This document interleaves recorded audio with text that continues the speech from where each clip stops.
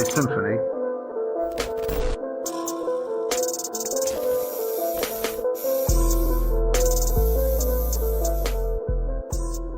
Hello, and welcome to MU Inked, a podcast dedicated to stories behind people's tattoos. I am your host, Dr. Matt Walsh. I am an assistant professor of social work here at Marian University, and I don't have any tattoos. And I am the guest, Abbey Dwyer. I'm a senior social work sociology major here at Marian University, and I have 5 tattoos. All right. So in this podcast, we hear from students, faculty, and staff as they talk about their tattoos, the meaning behind them, what led them to get their tattoos, and other fun details and tidbits along the way. So Abbey, thank you for joining us today. Thank you for Before we jump in, I'd just love to hear a little bit about what brought you to Marian.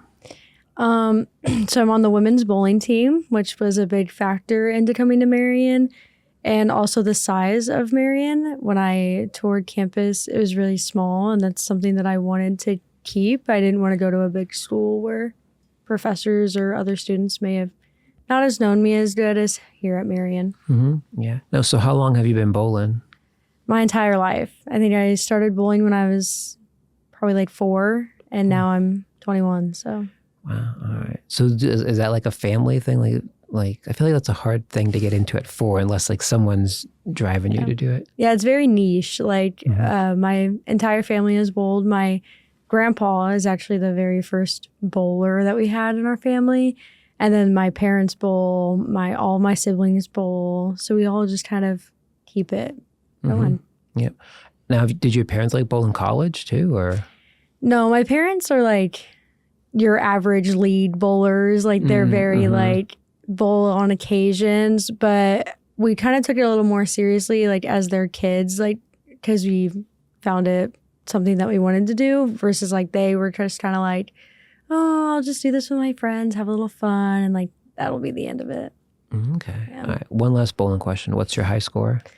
I think my highest score ever is 298, but in college, I think like my highest college score is probably like 270. Yeah. Nice.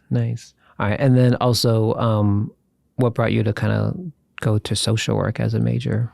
Yeah. So I always knew I wanted to help people. My mom is a nurse, and I knew I did not want to do that. I was terrified of like her horror stories of like blood and all that.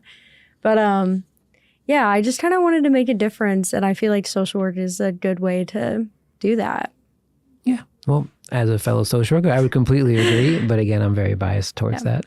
All right. Well, so it's great to hear from you, get a little bit of background information, but let's dive into kind of what the show is all about. So you said you had 5 tattoos. When did you first get your tattoo, like the first one? I got my first tattoo when I was 17 years old. Yeah, very young. Did you have to get permission? Like, did you get your parental consent, or did you just kind of go rogue somewhere? No, yeah. My mom went with me. She signed off on it. She was very hesitant about it, as I think a parent should be. But even though she doesn't necessarily like the style of them, she understands that like we have very different tastes. So she was okay with me getting it. Okay. So what did you get? I got a cross, and it's like a rose on it, and it says "Believe" in my great grandma's handwriting on it. So it was meaningful, and I begged her for it for at least 2 years before I got it. So I think that swayed her decision into being so open about it. Okay. Where on your body did you get it? It's on my ribs. Oh, yeah. That was my first tattoo too. That's a painful one. Yeah. Oh, you just went into it. Deep dive right in. So I'm always curious, right, about kind of the thought process behind like the actual tattoo and the placement. So you alluded to like this had been on your mind for like 2 years, right? And so what was it about that image and the rose and your grandmother's handwriting that you wanted to combine for like that long? Yeah, it was like a very thought out, like she was a very church person. Like she loved going to church. It was like her favorite thing to do. And so red was her favorite color. So then it stems from like the rose that's on there. And then she would always tell us that like if something was to go on in our lives where we needed a little bit of like hope and faith, you just had to believe in like yourself and the process of everything. And it was very kind of like purposeful to put it on my ribs because my mom was very much like, you know, tattoos are very kind of still frowned upon in like workplaces and such. So she wanted me to get it somewhere where it wasn't very visible. Mm-hmm. And so I was like, well, that works out perfect. I'll just get it right there. And then it'll look like I have no tattoos on like the outside, but then like I know deep down that I have it. Okay, Yeah. very nice. And just from the way you're saying it, like it sounds like maybe did your grandmother pass? Or Yes. Okay, so that was another way to kind of honor her. And Yeah. Okay. Yeah. Great deal. How long did that session take?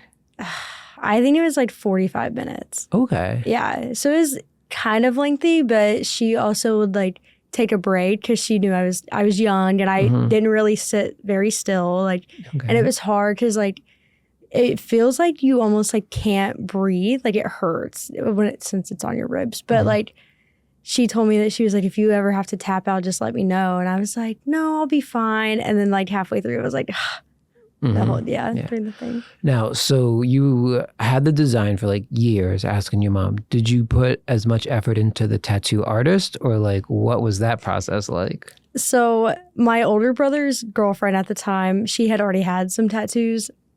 And she was like, oh, I go to this girl. She's great. And I was like, you're kind of like, I don't know, very influenced by like your friends, especially at that point. So I was just like, okay, I'll just go. And then she ended up doing my second tattoo I ever got too. So she was pretty good. And then when I came to Marian, that was when I had to essentially find a new tattoo artist if I was gonna like get tattoos in Indy. So she ended up doing a lot of them that almost half of them that I have. So yeah. Well, so what's your second one then? I got my second one is it's a spine tattoo. It's literally up and down my spine. Okay. Yeah. That seems again, not having tattoos, I feel like ribs, spines, those are extreme ones. Like those are painful and you just went for it right in the beginning. I did, yeah. But that one's in my mom's handwriting and it was for her. And she has always said like time heals everything. But I thought it was very cliche to get it. So it just says like the clock on the wall will cure it all. So, yeah. Nice. And that one's like all script? Yep. I was going to get a little design to go with it, but the tattoo itself takes up my entire spine. I just didn't have room for it. Yeah. Oof. All right. I'm guessing that session took a little bit too? It actually only took like 20 minutes. Oh, and you never tapped out or anything? Nothing. Oh, look at you. Yeah, I was like, just go ahead and do it. And then she was done. Yeah. Nice. All right. And did you get that? Were you 18 for that one? Or is that another consent? I think I was like freshly 18. Yeah. Okay. So I didn't wait that long, but yeah. All right. So you got 2 back at home with that first artist, and then you moved up here. And by the math, you have 3 more. Right? Are they all by the same person up here? No. So actually, my third one it's like an outline of a bull skull. It's on my thigh. And it was very impromptu freshman year. I went with my roommates. We were all like, oh, we want a tattoo, but we don't know what we want. So it's one of those like you search up in the car, like some things that you might be interested in. And then we got there and it ended up being like one of my favorite tattoos I've gotten. So it worked out perfect, but it was like a walk-in, who can ever do it, can do it. Yeah. That sort of. And you say just you and your roommate? Yeah. Did you get matching tattoos? We did not. Okay. I did not. We didn't necessarily want to, just in case, it was like freshman year, but we're still friends now. So there's that. But we ended up getting like similar styles, just not the same thing. Okay. Yeah. All right. Now, so can you walk me through a little bit of like, how does like an impromptu tattoo session or like decision, like how does that come to be? Well, it started in our dorm room of like, oh, I want a tattoo. Oh, same. Well, I have money for it. Well, me too. And then you just kind of get in the car and you're like, okay, we'll figure it out. And we like called around to places of like if they take walk-ins and they're like, yeah. So you kind of just have to like go for it. Like and so you're in the car and you're kind of just like you have an idea like, oh, I want something that resembles like strength or something. So then you get on Pinterest and you're like, oh, strength tattoos and stuff. And then you're just kind of like, oh, I kind of like this one. And that is essentially what I did. I was like, I want something that will resemble like the strength that I had to have coming here and like moving away from home. And then I found it and I was like, I feel like this is perfect. So that's kind of how it worked. Interesting. Yeah. Do you think if you had like taken like 2 years to think about that one, would it be the same tattoo, you think, or? Probably not. I think it would be similar to something like of that nature, but I don't think it would be the exact same one. But I'm really happy with it. So I just kind of think of like, I like it, and it's, you know, it is what it is. And you said that one's on your thigh. What was their thought behind that one? It was just like, hey, I've done the 2 kind of painful ones. Let me get one that has a little less bone to it. Yeah, so like I have always wanted a thigh tattoo, but I never wanted the ones that took up your entire thigh, and they're like the lioness ones. Like I wanted something that was like very simple, and like a lot of my tattoos are very fine line tattoos. So I just kind of went with it there, and it was my first tattoo that you could see if I was like wearing shorts or like just stuff that you could, like our bowling shorts and stuff. And so it was just kind of like, this is going to be my first tattoo that people are actually going to know that I have tattoos by. So I was just ready for that. Okay. Yeah. Now, at that point, what was your mom's reaction? Oh, my mom was like not happy. Like, I don't even think she knows that, like, the story behind it. Like, she just knew I got it. And now she's kind of like accepting of it. Like, I think she is okay of like me getting like tattoos now, but she was very hesitant about like liking it, or she's like, are you really sure? And I was like, I live with no regrets. So yeah. Well, and even still, you know, like it's, if you're wearing like pants, you can't see it, right? So it's still like hidden in a professional setting. Yeah. For the most part, it would seem like. Okay. All right. So how was the pain on that one compared to your other 2? It wasn't bad. It was kind of like, all of your tattoos hurt at least a little bit, but the tattoo artist was really good at like making sure that like me and my roommate that went with me were like comfortable at the time. So he like turned on the TV that he had in there. We got to like watch a movie. So just like the atmosphere around it is also plays into a part of like, I think your pain factor. So like the more comfortable you are, like the less you're going to be in pain. So that was kind of like, it was all right, pretty much. Now, did you go back to that place for your other 2, or did you find something else? Because I know that one was kind of more impromptu. I did not. I actually went back to Terre Haute to get my next one, my 4th one. It's my bowling tattoo, so that one's like my favorite by far. And then I came back up to Indy for my 5th one with my roommate now at the time. We went together. We have the same tattoo in different places.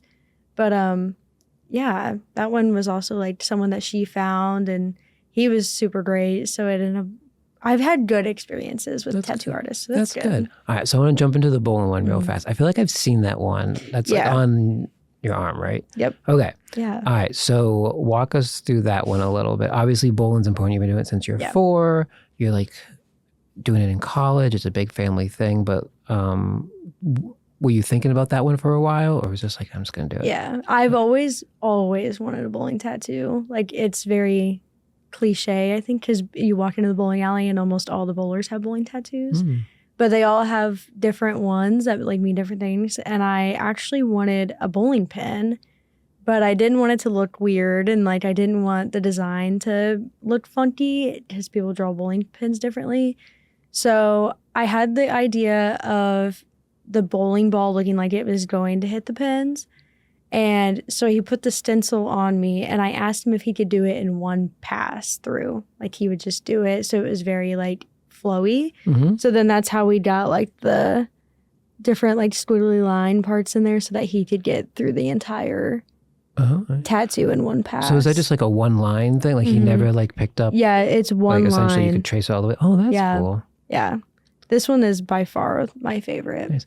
Now, so walk me through a little bit how that works, where it's like you have this like vision, right? You have this idea, but then you've got the tattoo artist that also kind of has their own style and their own way of doing things. How does that collaboration work, at least in your experience? Yeah, so like I have always been someone that's like, if it's gonna be on my body, I'm gonna ask you, or I'm gonna tell you how I feel about it. And so like when they put the stencil on, like I'm one of those people that doesn't care if I'm like, I don't really like it, can we move it? because like a lot of people are scared of doing that, but I'm like, it's going to be on you forever. You don't want to be like rude or be like, oh, I don't want to be like, right, inconvenience them or think that I'm like uppity or whatever. Like, right. Okay. Yeah. But that's a really good point. It is yours. And And like, if it's something that can't be done, like when I asked him if he could do it in one pass, I didn't know if it could be done. And when he said, yeah, it would just be very hard, I was like, I would prefer it. But if it's not something that you can do, like, it's okay. Like, it's not a deal breaker.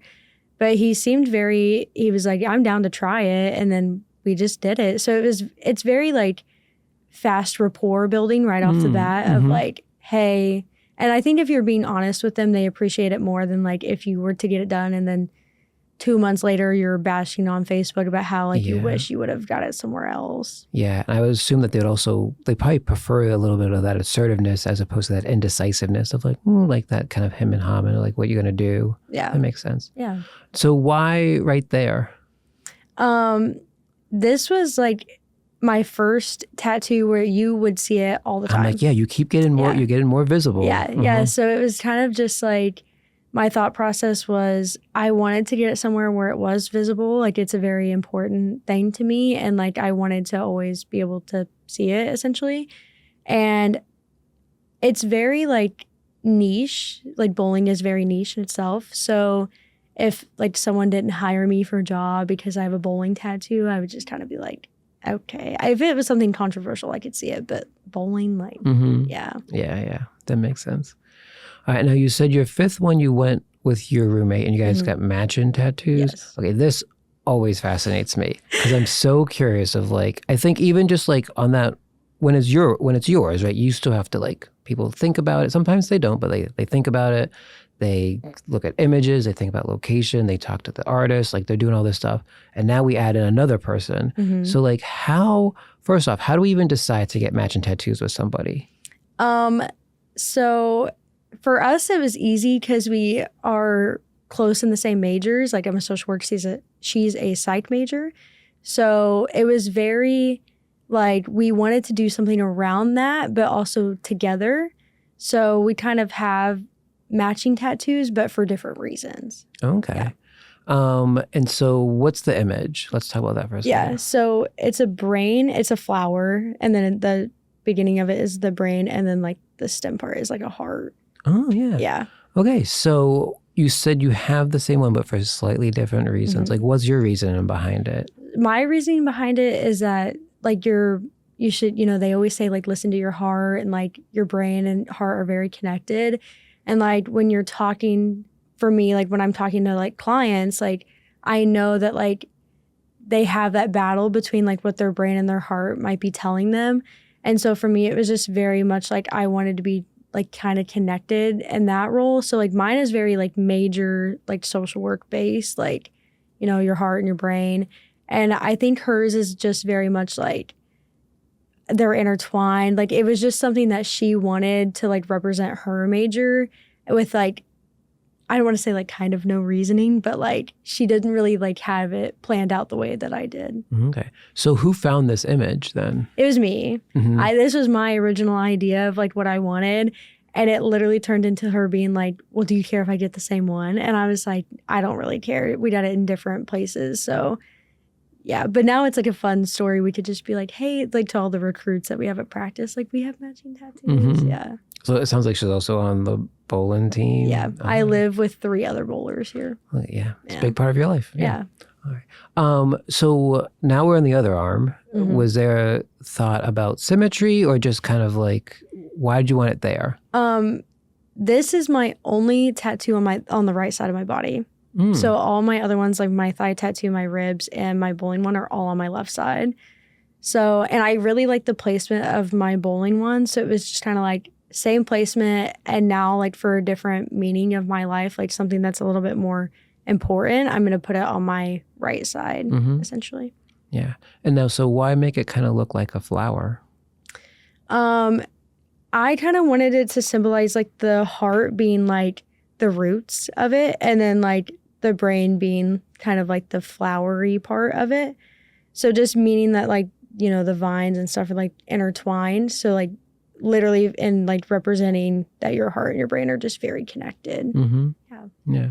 Now, so did you find that image, like, and tweak it, or just find it exactly like? I found it almost exactly the way that it was. And then, like, when we got there, the tattoo artist was telling us that, like, it's not something that would probably be smart to get very small because, like, the brain image was, like, very...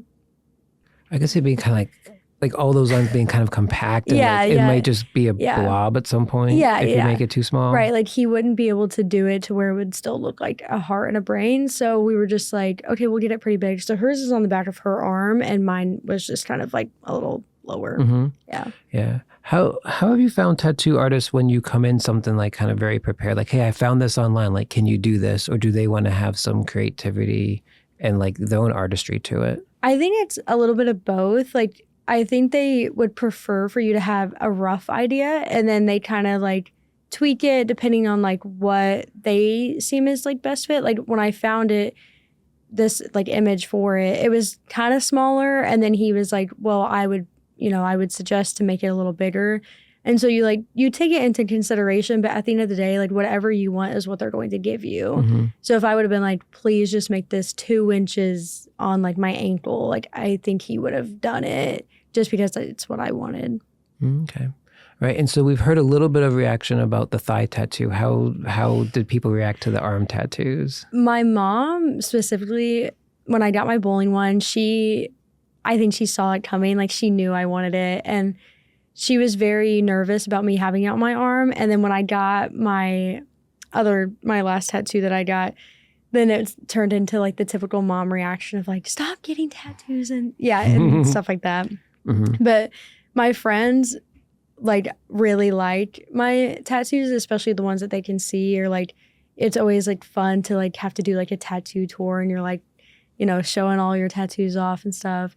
So I think that like everyone has like kind of accepted them. Even like in my practicum placements, like tattoos are like very popular now and like more common. Yeah. So it's just something that I always ask going into practicum, like, is it okay if like they're showing or stuff like that? And I mean, typically they just don't really care. Yeah, really. It's really not much of a thing anymore, it seems like. Yeah.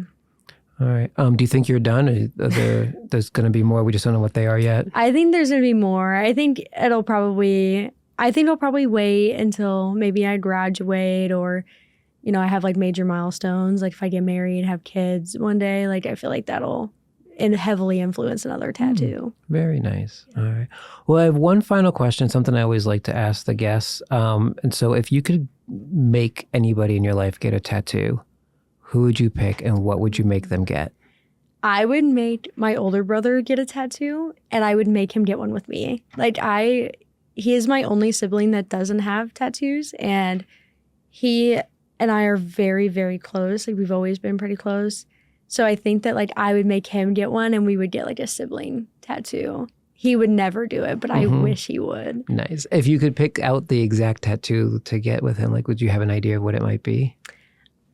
Honestly, no, I don't, because like I know he would never get one. So it's like something that if he was to say it and he'd be like, if you could pick it out in like 5 minutes, like let's do it. I'd be like scrambling to get something in. Yeah.